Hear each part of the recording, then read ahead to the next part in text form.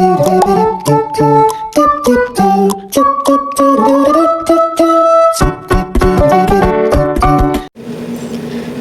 day everyone, my name is Princess Munoz from BSHM 3B and welcome to my final project in legal aspects. For this presentation, I choose to explore a concept that many people don't often talk about but is deeply rooted in fairness and social justice, quasi-contract. It may sound technical, but once we understand it, we'll see how it applies in real-life situations where no actual agreement exists. Yet, the law still finds a way to hold people accountable. What exactly is quasi-contract? A quasi-contract is not a true contract because there's no mutual consent or agreement involved. Instead, it's an obligation created by law in situations where someone receives a benefit or causes an effect that would be unfair if they weren't made to repay or compensate for it. According to Article 2142 of the Civil Code of the Philippines, certain lawful, voluntary, and unilateral acts give rise to the juridical relation of quasi-contract to the end that no one shall be unjustly enriched or benefited at the expense of another. So, even without a signed contract, the law can step in to ensure that no party is unfairly gaining while the other is losing out. Example number 1. Mistaken payment or solution indemnity. Imagine someone accidentally sends money to the wrong GCash account. The recipient knows it wasn't meant for them, but decides to keep it anyway.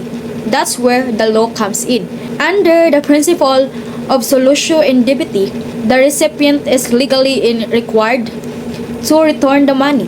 Keeping it would be considered unjust enrichment. Example number 2. Helping without being asked or negotiatorium gestio. Let's say your neighbor is on vacation and while they're away, you notice their water pipe burst.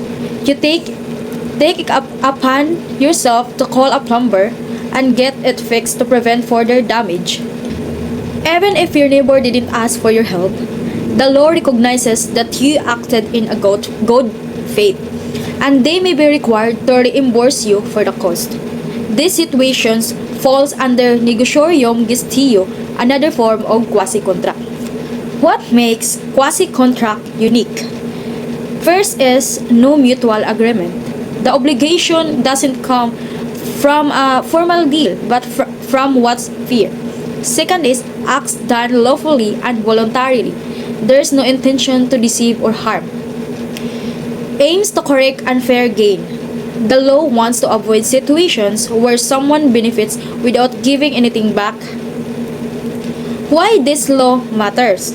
For me, learning about quasi-contract opened my eyes to how the law can act not just as a tool for punishment or reinforcement, but as a mechanism for restoring fairness in daily interactions. It teaches us that legal responsibility isn't always about signing papers or shaking hands. Sometimes, it's simply about doing what's right when someone else ends up paying the price for our gain, whether intentional or not. This principle encourages trust in society. It shows that our justice system doesn't just rely on rules. It also considers ethics, fairness, and humanity.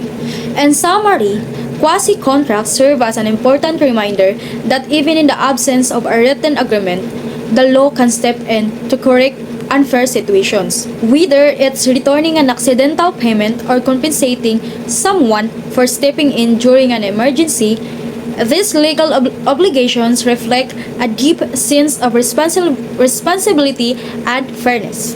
Again, I am Princess Munoz from BSHM 3B, and I hope this brief presentation gave you a clearer picture of how quasi-contracts work in everyday life and why they matter. Thank you so much for watching.